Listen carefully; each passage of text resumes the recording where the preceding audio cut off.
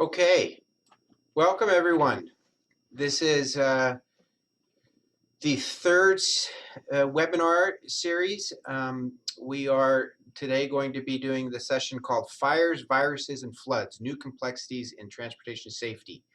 And this session is very much in line with this year's theme of our conference, which is mobility for a changing society, a rapidly changing society. And this year has definitely proved to be like no other in terms of transportation and in terms of things that have impacted our transportation system. So today's session will touch on a few of these items. We have three speakers today.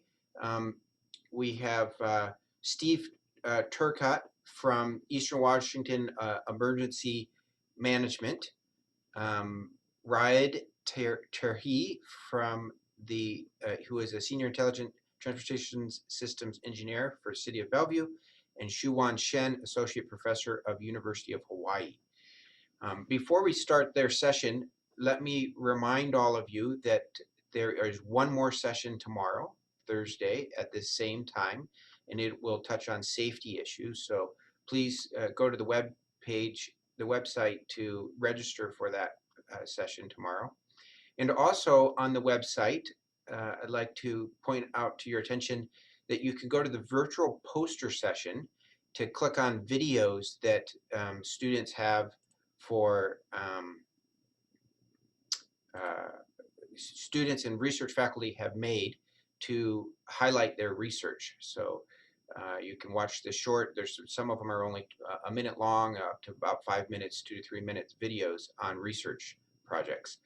Also on the website, as in the next couple days, we'll put the recordings of past sessions to make them available for you. So we will now proceed. I want to say actually a few things before we begin with the first speaker. There are many of you out there, and we don't see each other. It's unfortunate that we are not able to meet in person, but we are excited for the virtual opportunities to come together and to participate. And we encourage you to participate. And you have two ways you can do that. At the bottom of your monitor or somewhere on your screen, you should see a Q&A, that's for question and answers, and a chat. The chat will only go to the panelists and to me and to Cole. Cole is running the technical side of this webinar, and so if you have any technical issues, you can send those via the chat to see if we can help resolve any issues that might come forward. The question and answer box is a chance to ask questions to the panelists, and you can do that at any time during the session.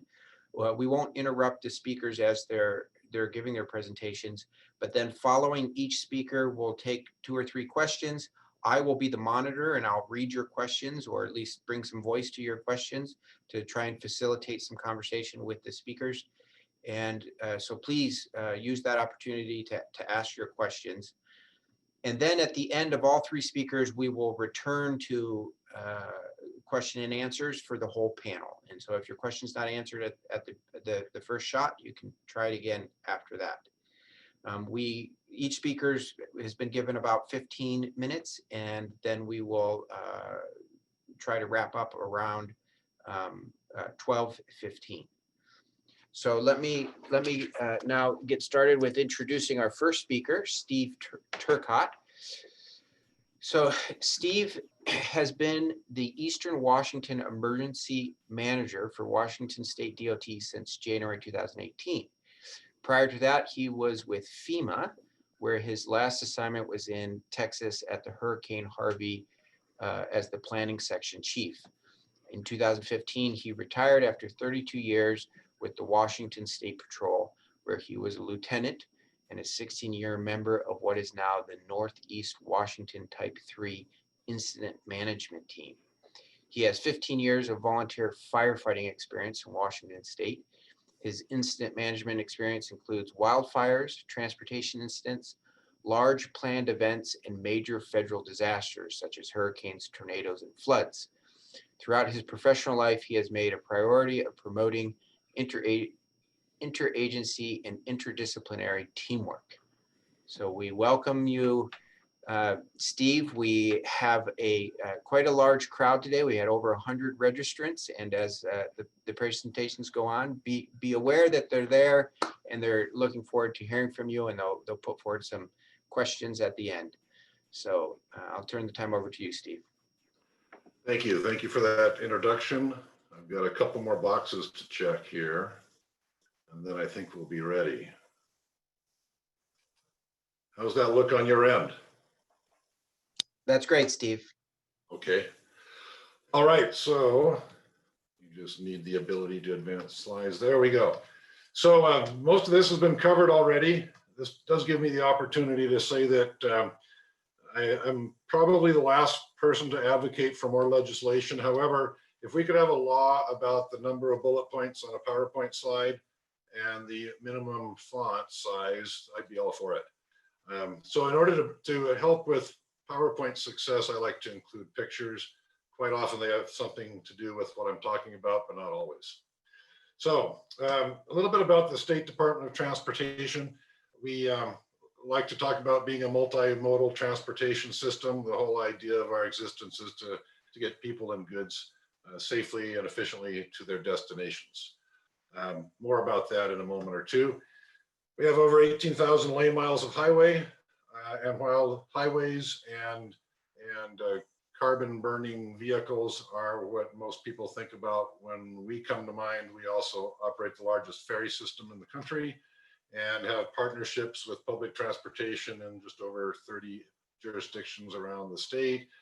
We have our own railroad, a couple railroad endeavors actually, some Amtrak Cascade passenger service, and the short line railroad in eastern Washington that's essential to freight mobility there, particularly relating to agriculture. We're not going to memorize this statute, nor are we going to analyze it word for word, but the point of this state law is that the State Department of Transportation has authority and with it responsibility to help people get where they're going. And ideally, you know, when I set a GPS and it tells me an ETA, that of course means that I'm able to travel the speed limit for the entire trip without stopping at red lights or taking any breaks. And we in DOT like to help people get as close to that initial GPS ETA as we are able. Said another way, my personal interpretation of this, and this applied to me throughout my state patrol career as well, for me, it's all about helping families get safely to grandma's house for dinner. There's a story behind that. You'll have to get me another time to get the story. In the next few minutes, I'd like to discuss with you all a few things, characteristics of wildfires, and particularly those characteristics that make them an issue for us in transportation, some communications related concerns, and then a little bit of time in both the response phase and recovery phase of wildfires, and some pieces on service restoration and resiliency. So this map is from, I believe, September 8th of this year, and it depicts the active fire activity on all the fires in the state at the time the satellite took the pictures. It was a pretty busy time following the wind weather event of September 7th. So the issues that make wildland fire, or that add complexity to wildland fire for transportation folks like me, are the spread rate. How fast is the fire moving across the landscape? How big is it? How big is it relates to how many highways and other roadways and other transportation infrastructure are affected. And the more jurisdictions, the more complicated our response is. For example, the Cold Springs and Pearl Hill fires actually were one fire, separate names for the two counties that they were in. But that's on the map that you're seeing, that's the main glob of red, orange, and yellow in the middle of the state, in actually north central Washington. And that, as I mentioned, was in two counties, one state patrol district, one DOT highway region, many fire districts, a couple of federal agencies. The more jurisdictions, the more nimble we need to be with our relationships. Speaking of relationships, human factors influence how these go for us. And I'll discuss with you in a bit, a little bit about driver actions and access to property. When we have multiple simultaneous fires, obviously that puts a strain not only on the fire suppression resources, but also on transportation people who have to contend with those. That affects response times and service delivery pretty obviously. And speaking of those resource shortages, again, multiple incidents. And then we have these times like September 7th, I believe was the date, where the weather, which contributed so much to the spread and the magnitude and complexity of the fires, also prevented the use of aircraft, one of the key strategies in wildfire suppression these days. So bad mix of ingredients. For communications issues, at the tactical, what I'll call the tactical level, where literally the rubber meets the road, we have traffic control and road closures to contend with. Obviously, those affect the ability of people and product to move, and that's made more complex when we need to support evacuation efforts. The ability for the right information to get to the right people at the right time is critical to our success. Kind of an obvious statement, but it's something we work on constantly. And at this level where we are supporting the fire suppression effort by protecting lives and property, by keeping out of closed areas and helping with evacuations, we need information, and obviously the sooner the better. Moving from tactical to the more strategic level, within the transportation business, the leadership needs to know what's happening, and probably more important than what's happening now is what is the incident potential, what is expected to happen. I can simplify this by pointing out that it's useful to know, is it expected that this crisis, in this case of wildfire, is it likely to be pretty well resolved by sunset? Are we going to be done with this today? Or is this going to be a multi-day or multi-week endeavor that's going to require 24-hour service delivery and some other things that we aren't normally involved in? Leaders need to know that kind of thing. It may be that we need to bring in resources from out of the area where the problem's happening. That's particularly the case if we're going overnight with issues. And then to the degree we are able to support other responders, we do that. Now I want to anchor back on that statute I showed you at the beginning, the state law, that dictates DOT's role and responsibilities. For those who have been around wildfires or other incident management, you know, a little bit, you're probably somewhat familiar with the concept of unified command. And this state law that says DOT has statutory authority and responsibility for the highways says that we need a seat at the unified command table. Now we're not weighing in on fire suppression strategies or law enforcement or the delivery of medical care to people who are having emergencies, but we do have a responsibility to make sure that the traffic part of this is managed as effectively as it can be. We'll spend some more time on that too. The key to this is the public information piece, and that fits here under communications, because to the degree that we can tell the public what's going on, we can reduce problems for them and for us. In fact, I'll share an internal secret with you. We work hard for our maintenance folks, the ones maintaining the highways. We work hard to have them promptly tell our traffic management centers what's going on in terms of incidents that block highways. And we tell them the more information they can give the traffic management center, and the sooner they can do that, the more traffic we can send someplace else, instead of letting motorists get stuck in a long backup of standing vehicles on a highway. So it's to everyone's benefit for us to get accurate information out to travelers. So the response phase. This is all about life safety and property conservation, and we start with response times. How long does it take to get there? For traffic on a state route to legally and formally and officially be detoured someplace over another route, we need to have the detour established. And that means our people need to look at the capacity of the roadways we anticipate using. We can't send large, heavy vehicles on a 2-lane maybe not very well maintained rural road that doesn't have the ability to support that kind of weight or size. So in our partnerships with the local transportation agencies, we select the best route. We put up the right signs so people can follow it effectively and not get lost. And we message that information through social media and other means.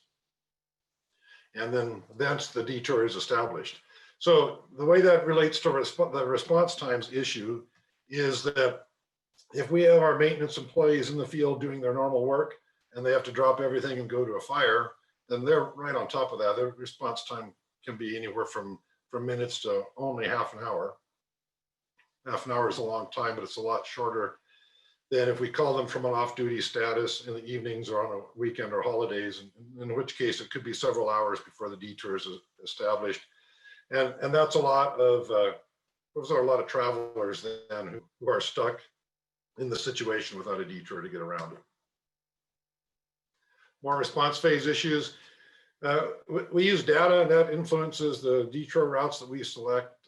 As I mentioned, we can't just detour state highway traffic on any old local road. It needs to be able to support the volume and the weight and size of the vehicles we're sending.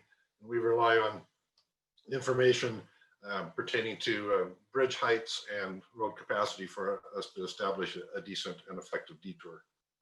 The fire weather forecasts and fire behavior information from those experts is essential for us. That gets back to that incident potential component that I mentioned a few minutes ago.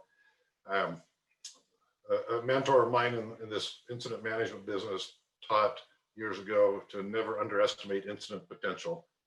So we need to have a feel on how bad the situation is and how bad is it going to get and for how long. And fire weather, fire behavior data supports us with that. I mentioned these already, the roadway and bridge weight capacities. Average daily traffic volumes is a big deal. It's some of you might remember the Amtrak derailment on I-5 in December of 2017. Fortunately, some work had been done in advance in partnerships along the I-5 corridor there through Joint Base Lewis-McChord and other jurisdictions. That work that went on prior to the derailment allowed in a pretty efficient manner the establishment of a detour through the military base. Now, for my lifetime, and especially in my professional life up until that point, I never would have imagined freeway traffic, public travelers from a freeway being detoured through a military installation. But it was able to be done, and it was done because of the work that was conducted in advance. So the traffic volume is an issue for our detours as well. And our data helps with that. Resource shortages. A major fire in a remote area with very limited DOT maintenance personnel means that we have a shortage of folks, and we need people from elsewhere. The same thing happens when there are multiple incidents in that environment. We attempt to be good partners in the provision of information to the public. Again, our mission is to help people get safely where they're going as efficiently as possible, getting them to grandma's house in time for dinner. Sometimes they may get there a little late, but we want them to be no later than they need to be. And that means we need to coordinate well with the other jurisdictions and ensure that the correct information is being put out. At the micro level, that gets down to such things as a discussion I was in earlier today, where another external partner we work with all the time will use the word roadway closed. And to us, that there's a different meaning for that term closed for us than it is for them. And so that's, I guess that can illustrate the importance of us playing well with them and making sure that we're using the correct terminology and conveying the accurate information to the public. In the response phase, again, we talked a little bit already about extended duration incidents that go multiple days. One of the issues internally for us, and it relates to those dollar signs that you probably see at the bottom of the text there on the screen. If we have bridge damage and road closures, and we need to be devoted to traffic control and the response phase sort of activities for a number of days, then we get in sort of a bind because our maintenance folks don't have open days on their calendar throughout the summer months. They've got specific work tasks that need to be done according to a schedule. And ultimately it's driven in large part by when are we going to get snow? And as I'm speaking to you now, I see some mixed rain and snow outside in the Spokane area. So that deadline is coming up on our maintenance people. They need to have their work done before snowfall because a lot of it can't be done with snow on the ground. That puts us in a position of having to prioritize and spend extra taxpayer resources in order to get work done on an overtime basis. It's an inconvenience. I don't mean to whine. It's just a reality, though, of these larger incidents, and they have impacts that follow the fires for months. There are some human factors involved in roadblocks and traffic control, and I bring them up because these impacts affect our staffing and our ability to do other things. The cynical part of me would say something about maybe at the beginning of my career, people were a little more compliant by nature, generally speaking, within our culture. I'm not sure that there really was such a difference, but I know that now we can't just put up a couple barricades with a road closed sign and expect people to make U-turns and find another route. If we don't have somebody there, they will drive around. Many motorists will drive around the barricades and into the danger area. If we have a DOT person there with a stop and slow paddle and a sign in their hand, trying to keep people from going through there, but not doing so with any law enforcement authority, we get assaultive behavior and conflicts and people driving around our personnel in order to get where they want to go anyway. So we end up in a lot of cases at road closures having law enforcement spend time with us at the roadblock location. The problem with this, it's kind of a basic arithmetic thing, at least in my mind, is if we have DOT people and law enforcement at a roadblock, that means those individuals aren't doing other work anywhere else. And taking them away from that other work that they have to do and having them staff a roadblock to deal with some of the human factors that come along, it puts us in a tight bind for resource availability. We're at the recovery phase now, and this picture, by the way, is State Route 410, closed now east of Enumclaw due to the fires from last month there. So I'll move kind of quickly through these. Danger trees need to be removed so they don't fall down on their own and injure people and block roads. We need to mitigate rock, mud, debris, slides, slope instability issues. These things can last for years after fires. Culverts need to continue to be effective in supporting effective drainage off of highway infrastructure. We hydroseed right now in north central Washington. We've got 4 hydroseeding teams available, but not enough time for all of them to cover all the areas that need hydroseeding, so we're prioritizing. Signs and guardrails need to be replaced. Good news is, despite some historical influences that prevented us from using steel posts for guardrails, we are now able to do that more than ever before. So our hope is that when the next fire blows through an area with steel guardrail posts, we'll have less work to do before the highway can be reopened. Lots of coordination with external partners to restore power and other infrastructure. So here's another slide I'll zip through pretty quickly. In our toolbox, we've got a bunch of solutions to this. All of this, I think, begins with relationships. That means spending time with people from other agencies and jurisdictions long before fires force us to work together. We need to get timely notification to our people and also share that information with the public as soon as it becomes validated and available. We recognize incident potential early on. We spend some time educating the incident management teams that manage wildfires. One of the issues is getting our people to an incident in time to influence how the traffic control is designed and dealt with. We share information again and posture ourselves to be able to take advantage of cost recovery options from the Federal Highway Administration and FEMA. So I'm at the end of my slides. Turn it back over to Mike. Thank you, Steve. Yeah, this was great for all of us who are new to this topic of wildfire management and the issues you have to deal with. So I can take a minute or two for some questions if we have some. I'm receiving them both through the Q&A if anyone wants to ask there, and then also I can get them directly if you send them via chat. So I'll start with one question about the coordination with neighboring state DOTs. What are some of the challenges or issues with that? For example, recently with Oregon DOT and Idaho, and then even Canada. What challenges are there?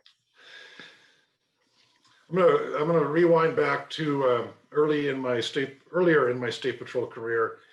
I arrived in Spokane, and after a while I realized there seems to be, figuratively speaking, this tremendous cinder block wall along the state line, because we never did anything with anybody from Idaho except when an emergency happened and we had to. And that was unfortunate. So there still, in my perception, seems to be more of an obstruction to interstate work than there should be, although we've chipped away at that cinder block wall.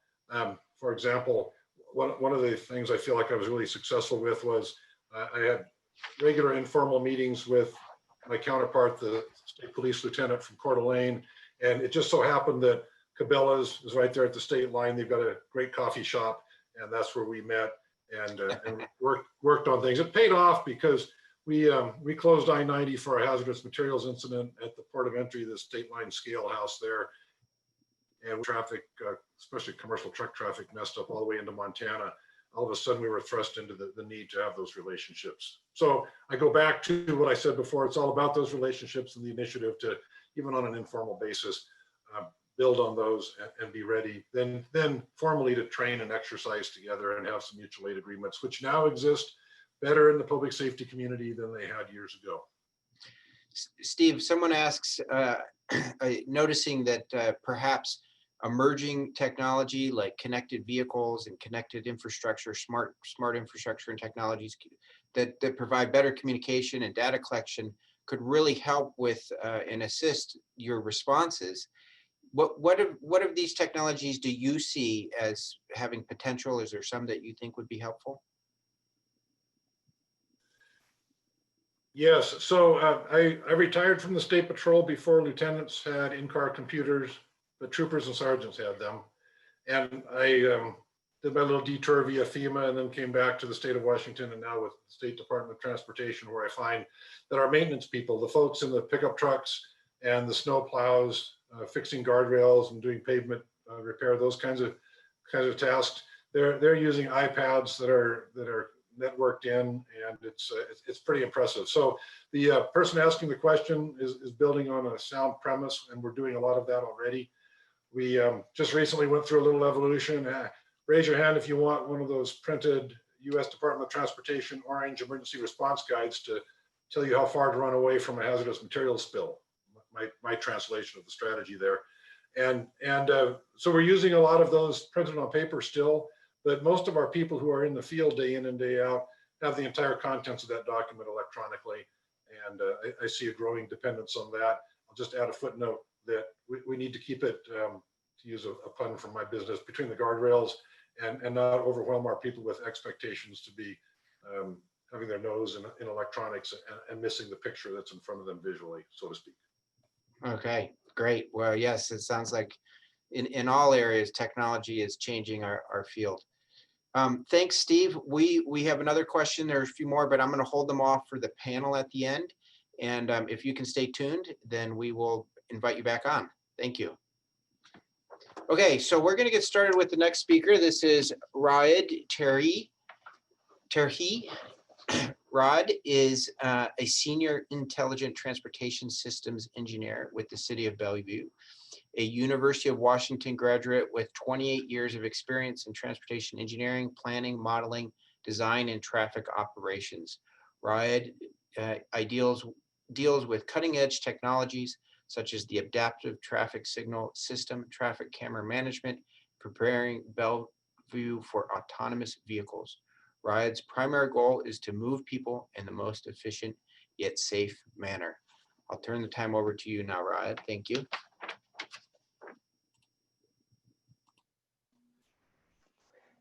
Thank you, Mike, and I do appreciate this opportunity in here. So again, my name is Tirhi, and I'm a Senior Intelligent Transportation Systems Engineer with the City of Bellevue. Today, I will touch on 3 related topics: modes of transportation, the correlation between the efficiency and safety as related to the transportation system. Then I will discuss the COVID-19 impacts to the transportation system. Bellevue normally serves 1.2 million trips per day, and we help move people and goods. We serve pedestrians, cyclists, and all types of vehicles, and of course, the light rail that is on its way to Bellevue. Unfortunately, serving multiple users at the same location creates conflict zones and potentials for collisions. There could be a pedestrian wanting to cross the street, a car making a right turn, and a cyclist trying to go through at the same time. A complete street is a street that serves all modes of transportation. However, in a built-out urban setting, right-of-way is limited. Therefore, we can't be constructing every street to become a complete street. However, we strive to construct a complete street network, which is a network that provides reasonable routes, space, and proper time for each travel mode. A politically correct sentence would be, our goal is moving people safely and efficiently. However, in a traffic signal operations world, our primary goal is to move all modes of transportation in the most efficient yet safe manner. Before the end of this presentation, I hope that you will understand my choice of words. Now, let's have a look at the strong correlation between the efficiency and safety as they relate to traffic signal operations. Following are our objectives. We minimize the time for a driver, a cyclist, or a pedestrian that need to wait at a traffic light. Using the shortest yet most efficient cycle length reduces the temptation to run a red light or jaywalk, hence reduces the potential for collisions. Synchronizing green lights reduces delay, fuel consumptions, and emissions, which improves the environment. From the safety aspect, it reduces the number of stops that lead to rear-end collisions. It also reduces red light running that results in T-bone collisions, and usually those are the most severe collisions. We manage traffic queues to reduce gridlock and drivers blocking crosswalks. Improving the arterial traffic flow promotes livable communities. This way, drivers don't need to speed through residential neighborhoods and possibly harm pedestrians. We maximize the system efficiency to reduce collisions that result from traffic congestion, and we'll touch on that in a little bit, a few slides later. And the bottom line is that even though we are moving traffic, we are actually helping saving lives. Unfortunately, in the traffic signal timing world, for every action, there is a reaction and unintended consequences.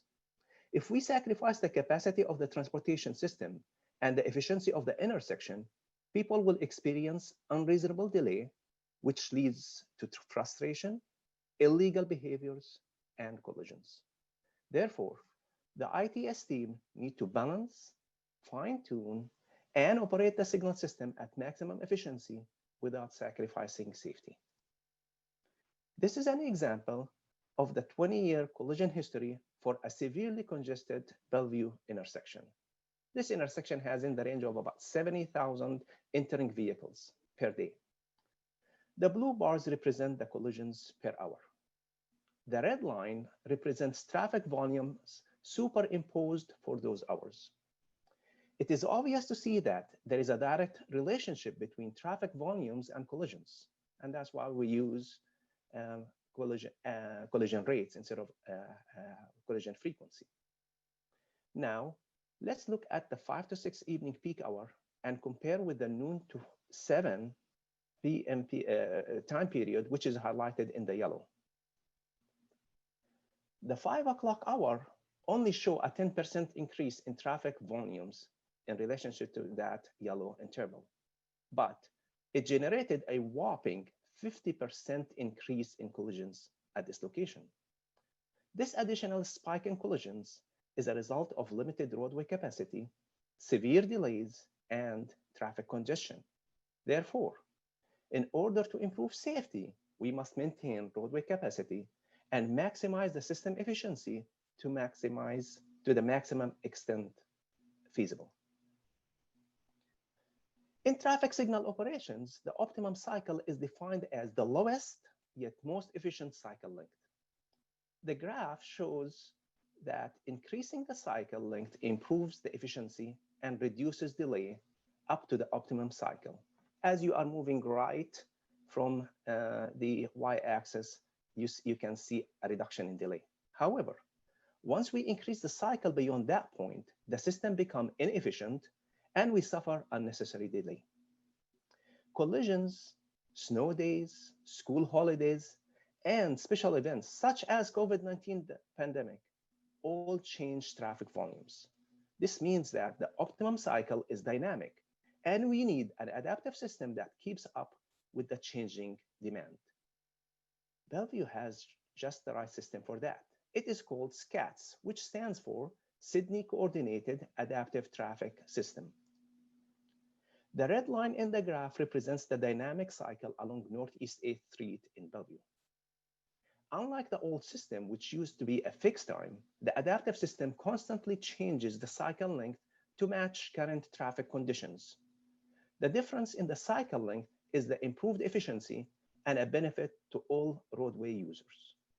The system also adjusts the green times for each movement of each direction. Following are examples on how the system works.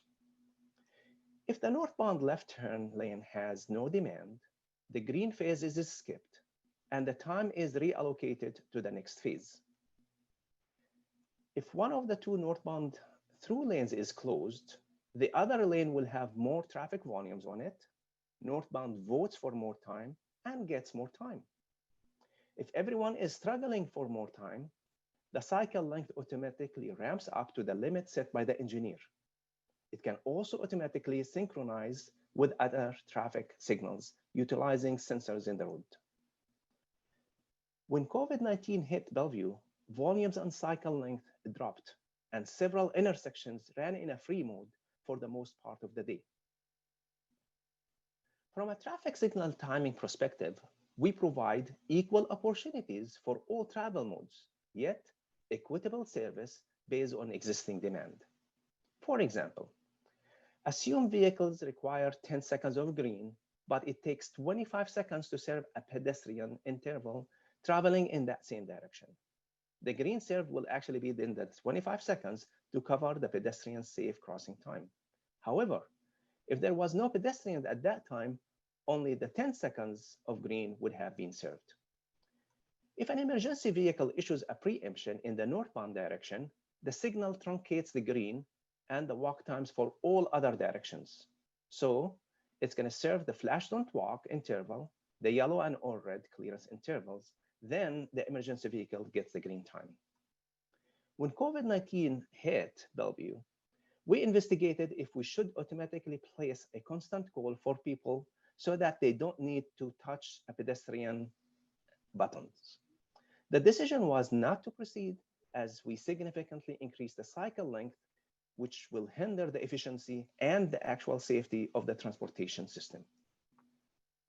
COVID-19 significantly affected the entire transportation system. It changed travel patterns, volumes, and modes of transportation. Bellevue's signal system automatically handled it pretty well, with minor intervention from the engineers. Once Governor Inslee issued the Stay Home, Stay Healthy order, everyone witnessed traffic volume reductions at varying degrees across the nation, across the world, as a matter of fact. Figure 1 shows the reduction trend to all Washington state highways. The bar graph is specific to the city of Bellevue. The red line shows about a 65% drop for a month. Then the volumes gradually increased. As of mid-September, they evened out to about 35% of the February baseline conditions. And I would like you to keep this graph in your mind for the next few minutes as I will come back to it.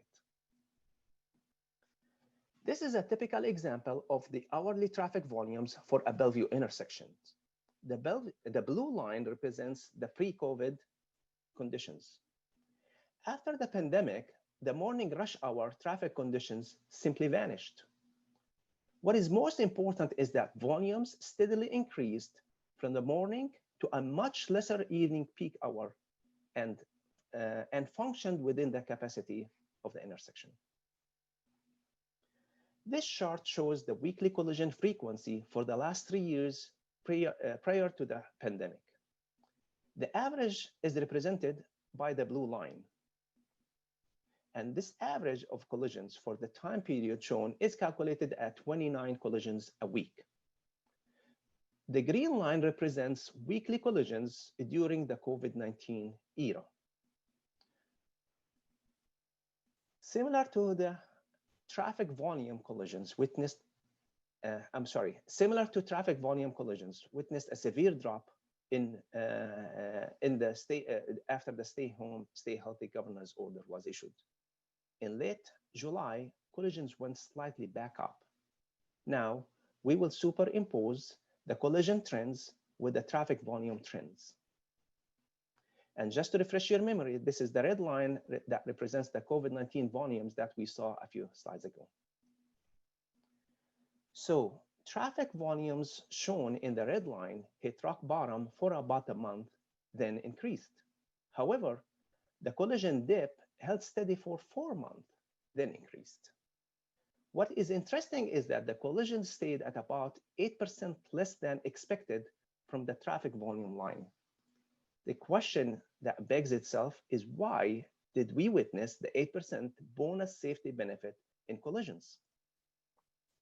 The two bar graphs represent collisions by time of day before and after the COVID-19 hit Bellevue. Well, the spike in collision that used to happen because of the severe evening peak hour traffic congestion conditions is eliminated for most of the Bellevue intersections. This final slide is to answer the question, and that question was brought to me by Steve. And thank you, Steve, for allowing me to do this presentation in here to talk about this subject in here. So the final slide in here is, did the collision severity increase due to COVID-19? Are we having more severe injury and fatal collisions in Bellevue because of COVID-19? So comparing the serious and fatal injury collisions versus the total collisions for both the pre and post-COVID conditions, the city of Bellevue did not witness a significant difference in the collision severity. As a disclaimer, that the results are only limited to 5 months, which is the available data in Bellevue's collision database up to this point. So it may be too quick to draw any conclusions or national conclusions. So it will be interesting to see what happened on the freeway and rural areas in this regards. So I would like to thank you for being such an amazing audience, and we'll see if, Mike, we can take a couple of questions, or we go to the next presentation. Yeah, thank you, Rai. Thank you so much. And we do have some time for a few questions. So this was very interesting to see that change in collisions. One of the questions asks about change in excessive speeding. They note that there were some news articles about speeding during the beginning of COVID when freeways were empty. Did you see this kind of behavior on local Bellevue streets? Yeah. So there are two things in here that I would like to say, which is our Bellevue Police Department. They said, we're witnessing speeding in here. What we did is that I have a PCMS variable message sign. So I put in a couple of messaging to alert drivers to not speed and follow the rules of the road and all of that. So we took that as part of an education process. When I looked at collisions in here, actually we do get all of the 911 NORCOM notifications. So I'm aware of an accident as soon as it is happening. I see an email, and we have lots of video camera coverage for collisions. So I've been looking at those collisions that are happening. Not necessarily that I have seen personally a huge increase in speeds, but maybe they are a little bit more visible. I believe that there may be some areas where there is a speeding, but not necessarily in all locations. So, it is probably too early to determine if speeding was a really major reason for these collisions. But the collision that I have witnessed by video footage did not necessarily appear more speeding than normal. You know, people do speed and they cause collisions, but not to an extent to say, you know what, this was really happening on Bellevue streets. But could be different on freeways, could be different on other arterials. Okay, there's another question about mode shift. Did you, I think you might have touched on it briefly, but could you elaborate on what was seen with pedestrians and bicyclists versus cars? Yeah, definitely. I am personally a bus user, so I used to park my ride, go to the park and ride, and use the bus and go to work. And of course, you know, we stopped going by bus at the first few weeks. You started driving because I was worried about my health. So we you know, and I'm not the only one who is doing that. So the bus ride definitely went down. Walking and bicycling, it was really interesting because we don't really have exact numbers everywhere to understand the full picture. But what we have is a few data points. Like, for example, we have bicycle detectors where we count bicycles. On the major trails, we have seen a huge increase in bicycle use on trails. On the street, I'm not so sure you have seen an increase in bicycle facilities on the arterials and the streets as much as, you know, some other people may think. Mostly the pedestrians and the cycling activities, specifically pedestrians, it was more of the neighborhood streets. But of course, you know, you don't really have, maybe, you know, 2% of the traffic is bicycles normally. 98% is motorized vehicles, for example, and or 95 and about 3% is pedestrians in Bellevue. So it's really hard to determine that, you know, that 3% of bicycles, if that it went up to a 4% or it's close. It's just too hard to determine on the street network. However, pedestrians, I don't have numbers of actual pedestrians themselves, but I actually have numbers for the pedestrian push button activations. So we know how many times was the pedestrian push button was pushed for any period of time. And I looked at before and after and all of that. It did not, it was really weird and strange. You know, some locations went up, some locations went down, as a matter of fact, and some of them were kind of the same. So it depends on where did you check that pedestrian push activation. I believe that, you know, personally, I was taking walks and riding the bike in on residential neighborhoods, not necessarily going to the arterial with my family and my son in the evening, in the afternoon, after work, whatever. So I'm not so sure that we can conclude that there was a huge shift for commuting by bicycling and walking as a result of COVID-19. 100%. Well, that's really interesting about the increase in at some locations pedestrian actuation with the buttons. Perhaps it is on corridors that maybe are more for a recreational use than for other uses. One last question. It's more of a recreation. Well, in Bellevue, for example, in the downtown where you have the transit center, you know, you had normally we have, you know, thousands of people walking, and you know, when the mall was shut down and all the traffic is gone, you don't really have those people walking around downtown. Right, sure. Interesting. So Rod, one last question I think you can answer just quickly. I believe that Brett is asking about the distribution of vehicle to, he says active, I think he means active transportation, like vehicle and bike and ped crashes. Was the relative number of those changed? Did you notice? Yeah, that actually is the slide before last. It's right here. So basically, so the top two graphs are before COVID, 5 months before COVID. The bottom ones were after COVID. The top two are, on the left is all the collisions, and on the right is the disabling and fatal injury collisions. Oh, but what if not just vehicle to vehicle, but vehicle to pedestrians and vehicle to bicyclist crash? Yeah. The one on the right is vehicle to ped or vehicle to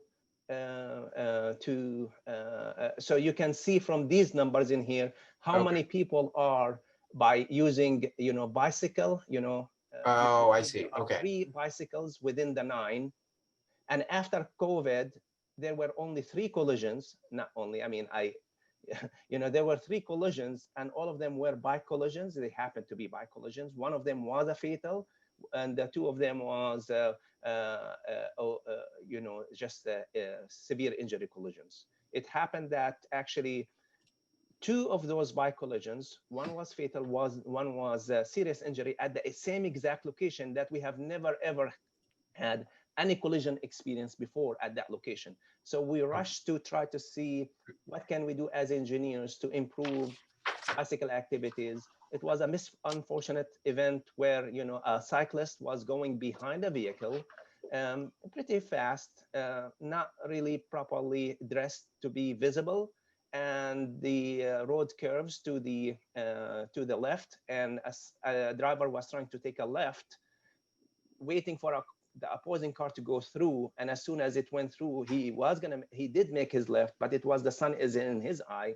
Cyclist is not really visible, and unfortunately that was a fatal collision. Okay, right. I'm going to move on to our next speaker, but if you can hold on, and if that question wasn't asked in its fullness, maybe we can come back to it too at the end here. But Rod, thank you so much. You have everybody applauding for you at the moment, and we'll move on now to Suwan Shen. Thank you. Suwan Shen is an associate professor in the Department of Urban and Regional Planning at the University of Hawaii, Manoa. She holds an MA and a PhD in urban planning and MS in civil engineering from the University of Florida. Suwan's primary research focuses on the interaction between critical infrastructure and the changing environment, with particular emphasis on climate change vulnerability. Her work examines the exposure, impacts, and adaptation capacities for urban infrastructure in the face of climate change. Her research has been supported by NOAA, Sea Grant, and the U.S. Department of Transportation UTC centers. So I will now turn the time over to you, Suwan. Thank you for the introduction, Mac. So appreciate the opportunity to talk about the research project findings here at the regional conference, transportation conference. And I want to acknowledge that the Center for Safety and Equity has has provided the funding for this research project. All right. So my presentation is going to be talking about the assessing the impact of coastal flooding in terms of nuisance flooding, tidal flooding, and sea level rise on transportations. So we did the case study in Honolulu, Hawaii, and then want to share some of the findings from our research with all of you. So talking about sea level rise, we're all familiar with the climate change projections, how the sea level rise is projected to increase. So just one of the findings conducted by National Research Council in 2008 is that sea level rise is not a future thing. It's actually already happening. So over the countries, more than 60,000 miles of coastal highways is already experiencing periodic coastal flooding. And in Hawaii, we experience more because we are an island. We have a lot of our highways and transportation infrastructures in the low-lying area along the coast. So these are some of the photos collected by the Sea Grants through a crowdsourcing citizen science king tide project.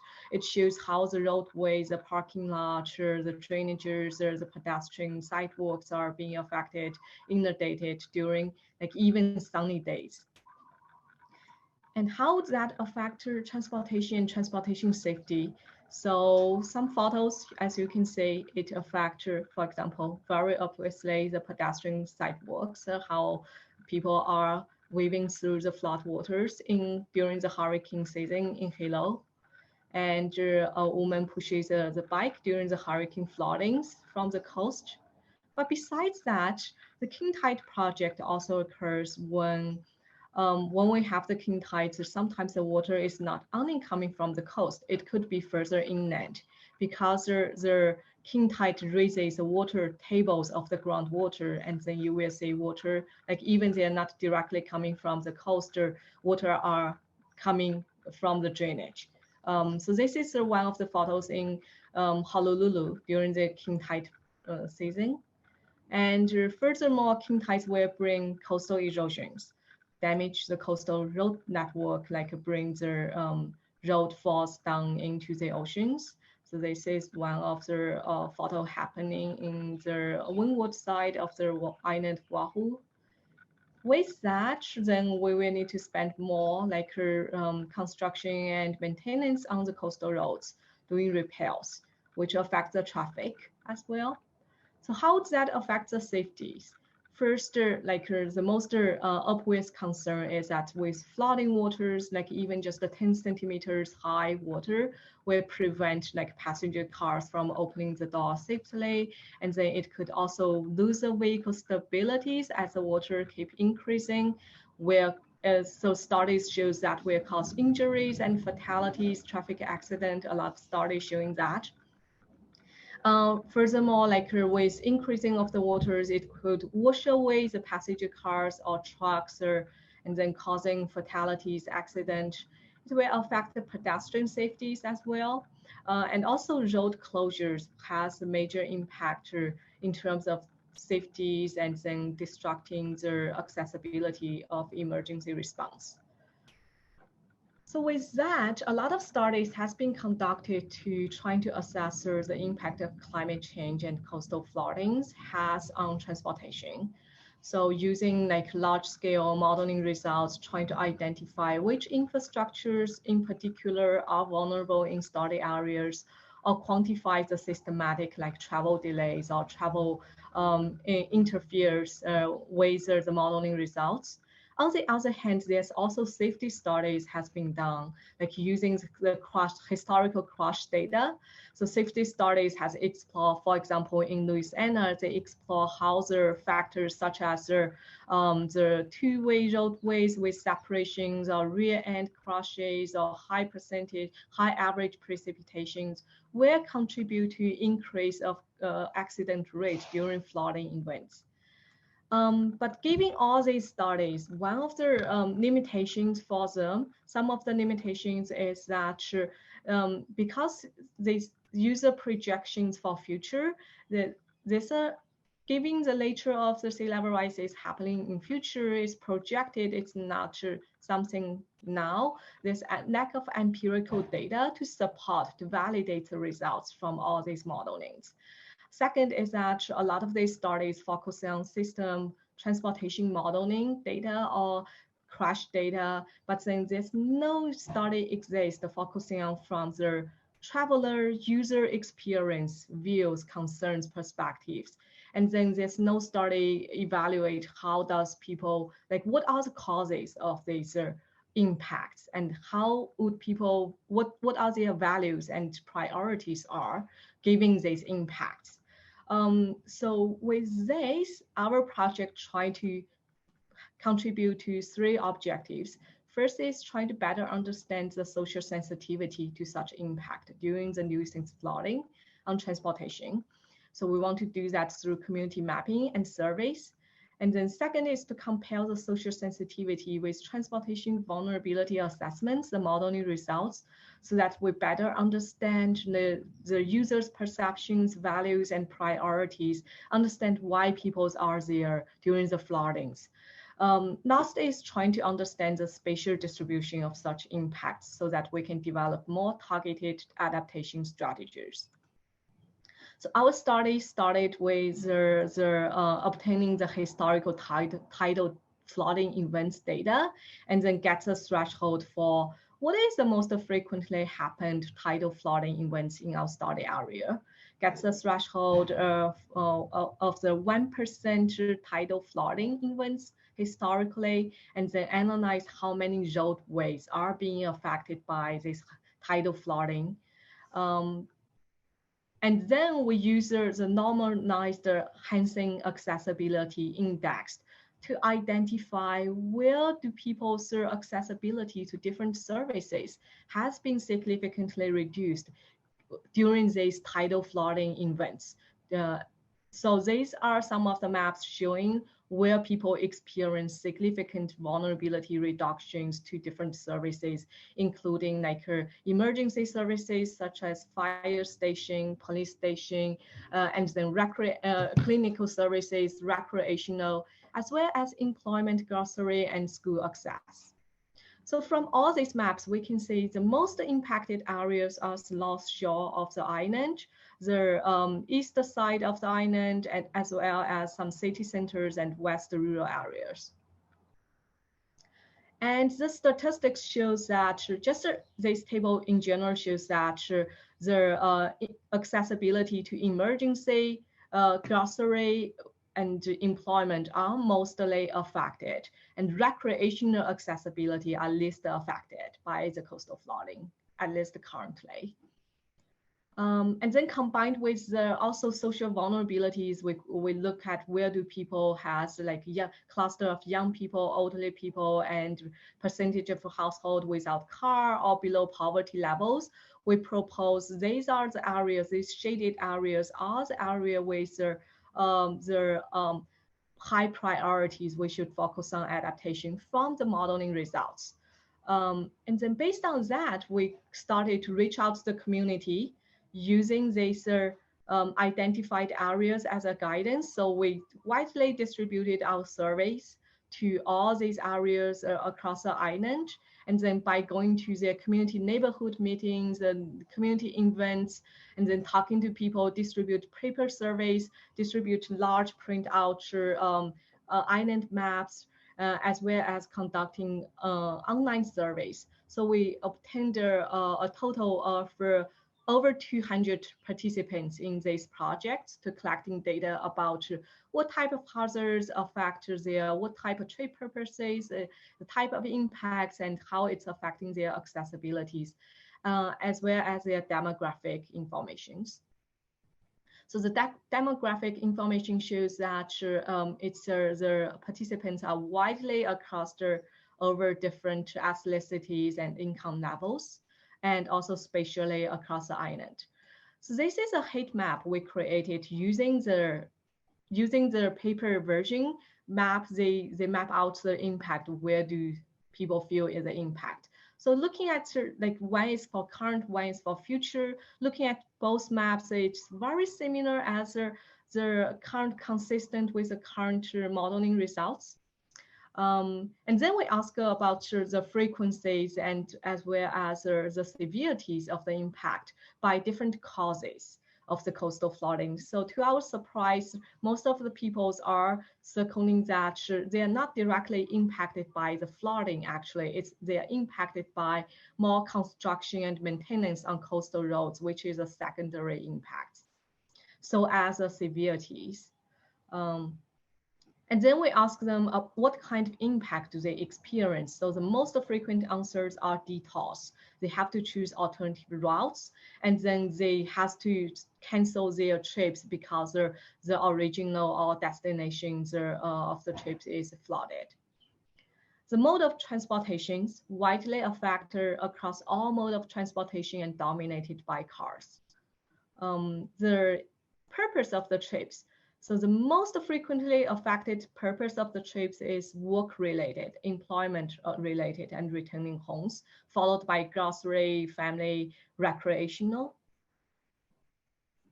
But when we ask them, like, how does coastal floodings affect their accessibilities to opportunities, people rate park and recreation the most. So the perceptions, so all of the demographic groups, they think sea level rise will rise, they consider that as a risk.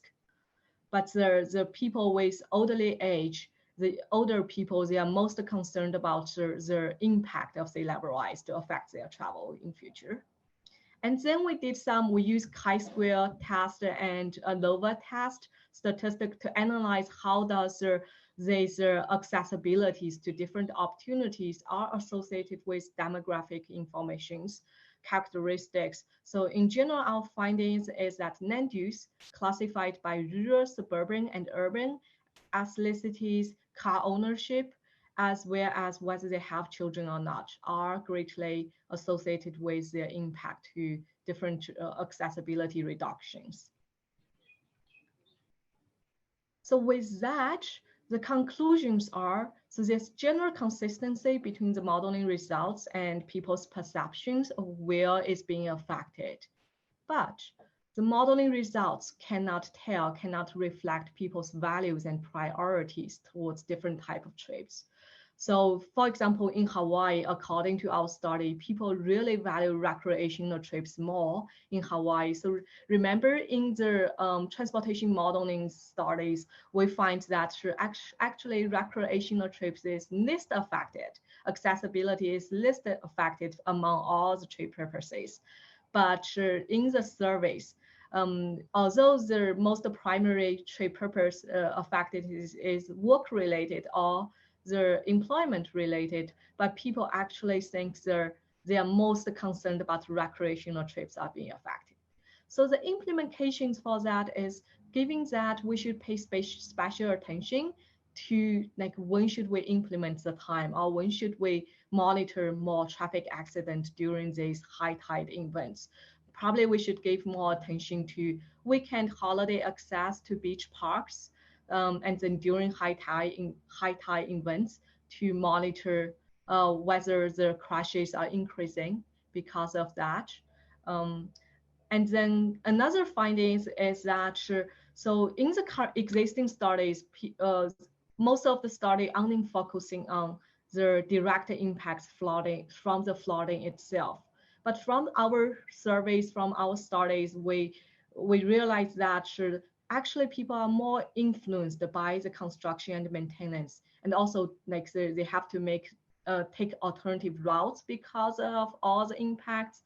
So these secondary impacts might contribute to significant congestions or increase of accident rate on alternative roads that doesn't have the flooding at all. But excluding these secondary impacts might significantly underestimate the true impact of the flooding systematically. And lastly, we found that demographic do matters. So the spatial distribution of such impact is uneven. We should develop our targeted adaptation strategies and mitigation strategies based on where like the vulnerable ethnicities, populations, car ownership, household are clustered, and also based on according to like urban, rural, and suburban separately. So these are the general findings, and then next step is we try to compare our studies like where people experience all these impacts with the historical crash data to see if we can find general patterns to validate our findings using the empirical safety data. Right, that's all of our my presentation, and thank you. Okay, thank you, Suwan. We appreciate your presentation. I'm going to, for the time that we have left, ask all of the panel to come back on. And if anyone has a question they want to direct directly to Suwan, you can, or to Raid or to Steve, or if it's a general question to the group, feel free to put your questions in the Q&A. So with you all back on though, I just wanted to let's open up with a question about your thoughts on this year and the last few years. I guess in the terms of the topic Suwan was touching on, we've seen a lot of change, and we don't expect another virus to hit next year or in the future. So I don't want to call that the new normal, but there are things that are different now, and I'm curious to hear your thoughts on what this past year has opened your eyes up to. Like, do you just see that the frequency of incidents, or is it perhaps opened your eyes to the variability in incidents that, how is your perspective changing for the future? Steve or Raid? And Steve, you're on mute there too, so. Yeah, I can talk about one point towards that is that we have been putting a lot of emphasis, especially in Washington, that we really need a good transportation system that deals with all modes of transportation. And there is a lot of emphasis, as I've indicated, that the light rail is coming to Bellevue, you know, and the use of the buses and transit systems and all of that. And all of a sudden, all of that is not necessarily on hold, but it is reduced tremendously. That kind of really concerns me, because we can't really construct 10 lanes in traffic to accommodate all of those additional trips that we already are on the system, and we have been trying to get them out of the system from single occupant vehicles to encourage these carpooling, van pooling, you know, transit and light rail and all of that. So it will be interesting to see, you know, in the next couple of years, how people, hopefully, you know, we will, you know, I'm hopeful that we will have a resolution to this COVID-19, but people are probably a bit more aware of now, you know, I could get sick on the bus, you know, do I really want to be with a bunch of other people? Do I really just want to go back and start driving alone, or walk, or bike to work, or whatever mode of transportation that they can do? Not everybody can bike, not everybody can ride a bus, not everybody can walk, you know, it depends on their living situations and compared to employment. And that brings in another thing is that, you know, like in Washington and here in Bellevue, you know, we have, you know, about 25,000 employees from Amazon. They were supposed to be coming to Bellevue, you know, in downtown. Now, what's going to happen with all of these? Are they going to continue to do that? Or are people going to start working from home? All of the technology companies in Bellevue, you know, Microsoft, Amazon, you know, everybody, you know, are we going to have Facebook, you know, are we going to have issues that now we have vacant buildings and we don't have the people that are there? You know, maybe that's a good thing in terms of the collisions on the road, you know, volumes are down, but at the same time, people are not really using the bus as much. So I do not know what's the total outcome would be.